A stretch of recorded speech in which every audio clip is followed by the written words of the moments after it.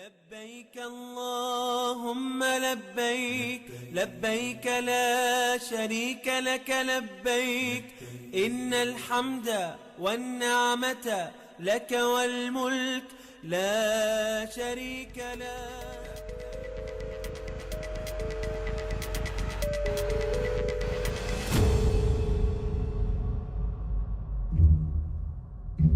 Dahulu, jamaah haji Indonesia masih mengandalkan moda transportasi kapal laut untuk menuju tanah Haramain.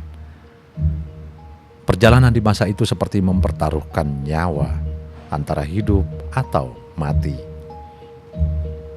Tak sedikit yang mengalami sakit, ditipu, dirampok, atau terkena wabah, bahkan wafat di tengah jalan. Dalam perjalanan, ritus penyelenggaraan haji mengalami evolusi. Lambat laun, rute laut ditinggalkan lalu beralih sepenuhnya melalui jalur udara.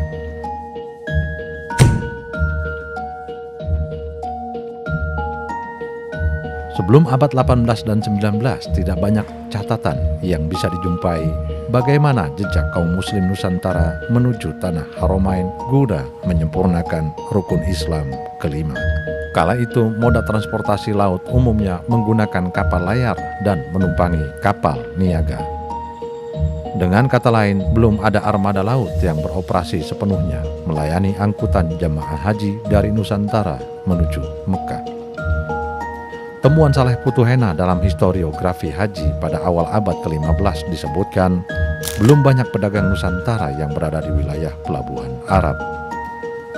Pedagang Nusantara yang berasal dari Sumatera baru dijumpai pada akhir abad ke-15, terutama di pelabuhan Aden, Yaman, dan Hormuz di Persia. Menurut Aziumardi Azra, dalam jaringan ulama Timur Tengah dan Kepulauan Nusantara abad 17 dan 18, melacak akar pembaruan Islam di Indonesia diperoleh bahwa pada awal abad 16, sebuah sumber dari Venesia melaporkan bahwa terdapat 5 buah kapal niaga Aceh yang berlabuh di Jeddah. Di masa itu, berdasarkan catatan M. Din Majid dalam berhaji di masa kolonial, kapal yang mengangkut jamaah haji adalah kapal dagang milik orang Arab dan India yang sebagian besar bersandar di Temasek atau Singapura. Waktu tempuh perjalanan menuju Tanah Suci bisa berbulan-bulan lamanya.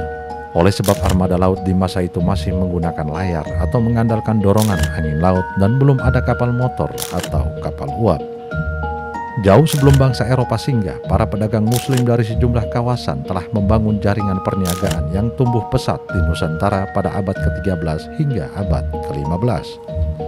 Kronik Tom Pires, seorang penulis dari Portugis, mencatat kontingen pedagang Gujarat memulai debut awal membangun jaringan niaga di Nusantara, diikuti pedagang dari Asia, Jazirah Arab, Persia, dan sejumlah daerah di Timur Tengah. Proses akulturasi budaya berjalan begitu rupa. Tak sedikit kaum pedagang muslim yang bermukim lalu kawin-mawin dengan penduduk Nusantara. Membaurnya kebudayaan lokal dan syiar Islam perlahan membentuk kebudayaan Islam khas Nusantara.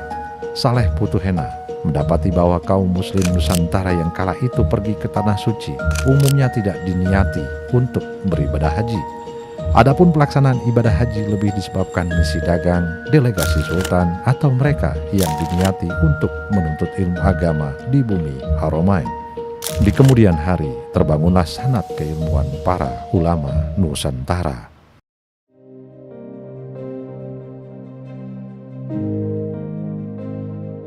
Pada abad 15, Belanda berlabuh di bumi Nusantara dalam rangka mencari rempah, cengkeh, dan komoditas alam lainnya yang diperlukan dan bernilai tinggi di pasar Eropa, sekaligus menggeser dominasi perniagaan Portugis di Asia maupun para pedagang muslim.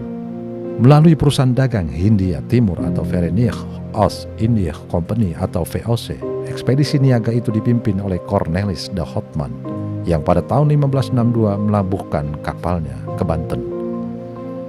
VOC mulai beroperasi penuh di sejumlah wilayah Nusantara pada abad 1600-an hingga akhir abad 18. Setelahnya, VOC dinyatakan bangkrut oleh sejumlah faktor, antara lain wabah korupsi para pegawainya, maraknya perlawanan dari rakyat Indonesia yang banyak menguras biaya, serta kemenangan Napoleon Bonaparte dalam Revolusi Prancis yang tentu saja berdampak pada jatuhnya Belanda di bawah kuasa Prancis.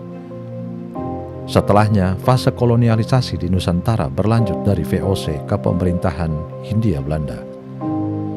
Di masa itu, animo umat muslim Nusantara untuk berhaji semakin meluas. Selain tentunya ada pula jemaah yang setali mendalami ilmu agama. Pihak Belanda melihat potensi itu sebagai sumber pendapatan yang menggiurkan, namun lain sisi dianggap ancaman. Otoritas Belanda mengkhawatirkan gelombang pan-Islamisme dari tanah Arab akan menyulut semangat perlawanan terhadap kolonialisme Barat. Pihak Belanda cemas kepada pemuka agama yang telah berhaji kerap memelopori perlawanan rakyat terhadap kompeni. Itu sebabnya pelaksanaan haji di masa itu mendapat kontrol ketat dari pihak Belanda. Biaya haji pun dipatok tinggi. Di fase itu, Gubernur Jenderal Herman Willem Daendels merupakan otoritas Belanda yang kali pertama memberlakukan paspor haji atau surat jalan. Paspor haji di masa itu berupa selembar kertas yang memuat jenis kelamin, usia, tinggi badan, bentuk hidung, mulut, dagu, jenggot, atau kumis. Daendels pula yang memikirkan pelabelan status haji bagi mereka yang telah berhaji. Tujuannya tidak lain untuk mengidentifikasi jamaah haji yang tiba di tanah air. Label yang disematkan semata-mata untuk mewaspadai gerakan pemberontakan yang kerap dimotori oleh mereka yang pulang haji. Saat terjadi perubahan politik di Eropa, Inggris mengambil alih Belanda dari kendali Napoleon Bonaparte, termasuk di Hindia Belanda. Di masa pendudukan Inggris, Sir Thomas Stamford Raffles hanya melanjutkan apa yang telah dilakukan oleh Daendels. Dalam konteks haji, pandangannya pun semirip dengan Daendels. Dalam bukunya History of Java, Raffles menyebut haji sebagai pendeta muslim yang dinilai sebagai kelompok yang berbahaya atau pemberontak. Setelah konvensi London pada 13 Agustus 1814, Inggris menyerahkan kembali Indonesia kepada Belanda. Upaya Belanda dalam menekan kaum muslim Nusantara untuk berhaji tidaklah surut. Pada 18 Oktober 1825, otoritas Belanda menerbitkan resolusi haji yang tujuannya untuk menekan arus jemaah haji. Aturan itu tidak disiarkan secara luas, namun diedarkan secara rahasia ke setiap keresidenan agar tidak terjadi gejolak. Belanda merasa kecolongan dan was-was oleh laporan permohonan paspor 200 orang calon jemaah haji dari keresidenan Batavia. Itu sebabnya, melalui resolusi haji 1825, otoritas Belanda memberlakukan biaya sangat tinggi sebesar 110 gulden untuk permohonan paspor dan aturan denda sebesar 1000 gulden bagi mereka yang tak mengantongi paspor haji atau surat jalan. Dapat dibayangkan bila mata uang 1 gulden India Belanda itu setara dengan 8 juta rupiah, maka berapa banyak uang yang harus disiapkan oleh para jamaah haji. Di masa-masa itu, jasa armada laut mulai bermunculan dan momen haji dianggap bisnis yang menggiurkan. Pada 1825, saudagar Melayu Syekh Umar Bugis menyediakan kapal khusus pengangkut jemaah haji. Pihak Inggris pun tertarik untuk terjun ke bisnis itu. Pada 1858, perusahaan Britania Raya menggunakan kapal uap yang berangkat dari Batavia, menyusul kemudian para pebisnis dari India, Singapura, dan Arab. Setahun setelah Belanda membuka konsulatnya di Jeddah pada 1872, otoritas Hindia Belanda mengadakan perjanjian kontrak dengan 3 perusahaan pelayaran Belanda, yaitu Rotterdamsche, Niach Nederland, dan Niach Ocean. Belakangan, korporasi itu dikenal sebagai Kongsi 3 dan diberikan hak monopoli. Dalam perkembangan, jumlah jemaah haji semakin bertambah. Kongsi 3 pun kewalahan. Pada 1890, otoritas Belanda membuka kesempatan kepada pihak swasta untuk mengangkut jemaah haji. Namun, terbukanya keran agensi swasta untuk mengurus transportasi haji berdampak buruk. Motif mengeruk keuntungan yang sebesar-besarnya, lalu merebaknya para calo yang ditugaskan untuk mencari jemaah haji yang umumnya masih lugu. Bila target calo tercapai, mereka dapat imbalan bisa berangkat ke Jeddah secara gratis. Beberapa agensi haji kerap melakukan penyimpangan, antara lain Biro Haji Herklots dan Al-Sugov yang paling disorot melakukan malpraktik. Agensi Haji Herklotz didirikan oleh Gregorius Marianus Herklotz, seorang Indo-Belanda kelahiran Indramayu. Berbekal izin konsul Belanda di Jeddah, Herklotz memulai bisnisnya dengan mencarter kapal uap British India Steam Navigation Company Limited yang memulangkan jemaah haji dari Arab ke Jawa. Saat membutuhkan suntikan modal, Herklotz berhasil menipu Syekh Abdul Karim, salah seorang penguasa Mekah.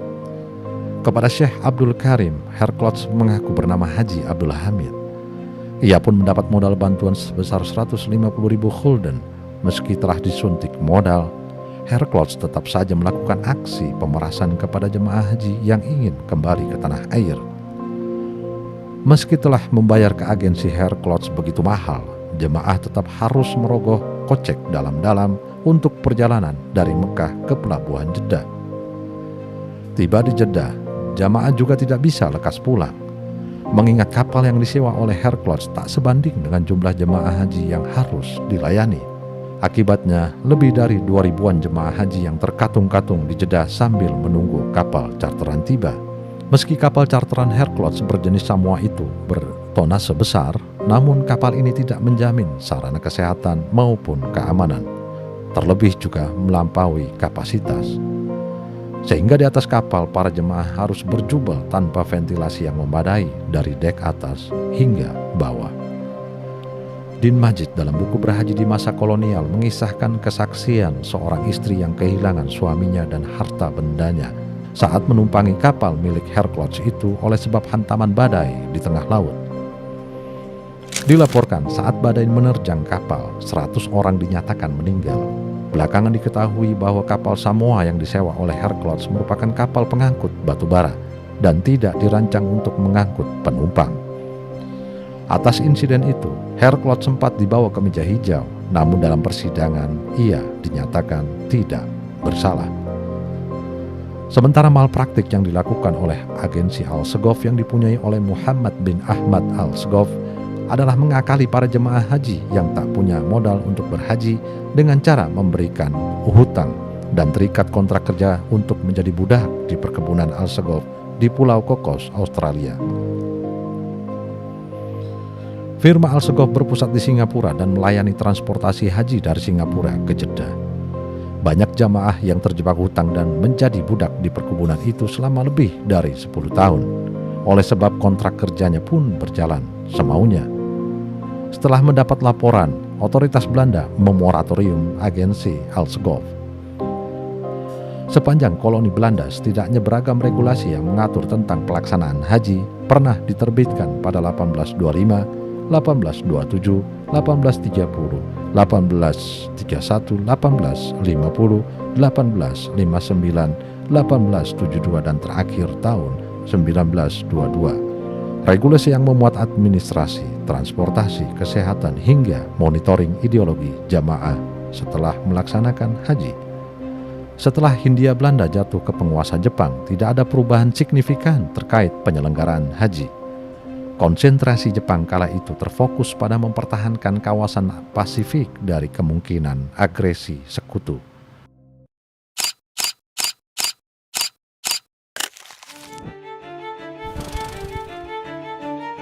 Setelah Jepang menyerah kepada sekutu, Indonesia kembali diokupasi Belanda. Tak lama setelah Indonesia menyatakan diri sebagai negara merdeka, Belanda kembali masuk pada 29 September 1945. Untuk mempertahankan kemerdekaan, Indonesia harus melalui masa-masa revolusi fisik sejak 1945 sampai 1949. Di masa itu, pelaksanaan haji tidak berlangsung optimal. Oleh sebab perlawanan terbuka maupun gerilya yang dilakukan oleh seluruh rakyat Indonesia terhadap Belanda. Tak terkecuali perlawanan yang dilakukan oleh para santri dan kiai-kiai Nahdlatul Ulama. Selain menerbitkan fatwa resolusi jihad yang membakar perlawanan arek-arek Surabaya, Rois Akbar Nahdlatul Ulama Hadratus Syekh Hasyim Asy'ari mengharamkan berhaji di masa itu, meski seluruh prasyarat rukunnya terpenuhi. Fatwa itu lalu menjadi maklumat Menteri Agama nomor 4 tahun 1947 yang menyatakan bahwa pelaksanaan ibadah haji dihentikan sementara waktu oleh sebab negara dalam keadaan genting. Catatan sejarawan NU Abdul Munaim DZ dalam Rahmen Sejarah NU mencatat, langkah itu ditempuh oleh sebab dua faktor. Pertama, Indonesia tengah mengalami revolusi fisik yang memerlukan perhatian penuh dari semua pihak dan harus didahulukan. Kedua, kalaupun berhaji, maka harus menggunakan fasilitas dari Belanda yang tentunya akan memberikan keuntungan bagi mereka. Melalui fatwa itu, umat Islam dapat tetap bersiaga menghadapi agresi militer Belanda pertama pada 1947 dan agresi militer Belanda kedua pada 1948 sampai 1949. Namun, di masa-masa itu, otoritas Indonesia sempat membentuk misi haji. Misi ini menjadi penting mengingat pihak Belanda telah menyebarkan propaganda ke otoritas Saudi bahwa pemerintahan Republik tidak sah dan perlawanan terhadap Belanda dianggap sebagai ekstremis. Itu sebabnya, misi ini mengemban tugas untuk menggalang dukungan Timur Tengah terhadap kemerdekaan Indonesia. Misi haji pertama dibentuk pada 1948 dan dipimpin oleh Kiai NU asal Solo, yaitu Kiai Muhammad Adnan atau akrab disapa Den Kaji. Beliau tercatat pernah masuk dalam jajaran Suriah PBNU di era Hadratus Syekh Hashim Asy'ari di tahun 40-an. Saat itu, bendera merah putih sempat berkibar saat wukuf di Padang Arafah. Para mukimin pun terharu melihat kibaran sang saka merah putih, hingga akhirnya pengakuan dari negara-negara Arab terhadap kedaulatan dan kemerdekaan Indonesia terus berdatangan. Pada tahun 1949, pemerintah Indonesia juga membentuk misi haji kedua yang misinya juga serupa. Setelah pengakuan kedaulatan, kondisi Indonesia juga belum pulih sepenuhnya oleh sebab efek dari revolusi fisik melawan Belanda. Namun, animo berhaji justru semakin pesat pertumbuhannya. Saat Kiai Wahid Hasyim menjadi Menteri Agama, urusan haji mulai diperbaiki. Ia menetapkan kebijakan pelaksanaan haji diatur sepenuhnya oleh pemerintah melalui bagian urusan haji dari Kementerian Agama. Dalam pelaksanaannya, pemerintah bekerja sama dengan Yayasan Perjalanan Haji Indonesia atau PHI. Kebijakan ini dimaksudkan untuk memudahkan penyelenggaraan ibadah haji dan menyelamatkan calon jemaah dari malpraktik pihak-pihak tertentu. Yayasan PHI sendiri dibentuk sebagai rekomendasi dari Kongres Muslimin Indonesia pada Desember 1949 yang secara formal baru berdiri pada 21 Januari 1950. Di masa-masa itu, pemerintah mulai menerapkan sistem kuota haji, dahulu disebut kuotum untuk setiap daerah. Begitu pula dengan ketentuan haji bagi pegawai negeri yang hendak pergi berhaji yang berhak mendapat cuti selama 3 bulan. Pada musim haji 1952, jumlah jemaah haji membludak untuk ukuran pada masa itu. Sebagaimana catatan Kementerian Agama yang mencatat 14.000-an jemaah haji diberangkatkan. Di masa itu pula, secara perdana pemerintah membuka layanan transportasi udara. Meski tiketnya lebih mahal 2 kali lipat dari armada laut. Itu sebabnya mayoritas jemaah haji masih memilih transportasi laut. Dalam catatan, jumlah jemaah haji yang berangkat menggunakan kapal laut sebanyak 14.031 orang dan pesawat sebanyak 293 orang. Pada tahun 1952, pemerintah membentuk PT Pelayaran Muslim sebagai satu-satunya panitia haji. Dalam perkembangan, pada 1960, pemerintah menerbitkan aturan pertama tentang penyelenggaraan ibadah haji melalui Peraturan Presiden Nomor 3 Tahun 1960 yang kemudian dibentuklah Panitia Negara Urusan Haji yang berganti nama menjadi Panitia Pemberangkatan dan Pemulangan Haji. Namun, lembaga ini kemudian dibubarkan pada 1964 dan kewenangannya diambil alih oleh pemerintah melalui Dirjen Urusan Haji. Setahun kemudian, pemerintah melibatkan PT Arafat dalam penyelenggaraan urusan haji yang khusus melayani perjalanan laut dan mampu memberangkatkan 15.000-an jamaah haji. Namun pada tahun 1975, PT Arafat dinyatakan pailit setelah mengalami kendala keuangan dan gagal memberangkatkan jemaah haji. Pada tahun 1979, melalui keputusan Menteri Perhubungan, pemerintah memutuskan untuk meniadakan angkutan kapal laut dan sepenuhnya menetapkan bahwa angkutan haji hanya dilakukan melalui pesawat. Selain harga tiketnya yang berangsur terjangkau, melalui pesawat rute perjalanan juga semakin singkat. Dan mulai saat itulah hingga kini layanan transportasi haji sepenuhnya menggunakan jalur udara.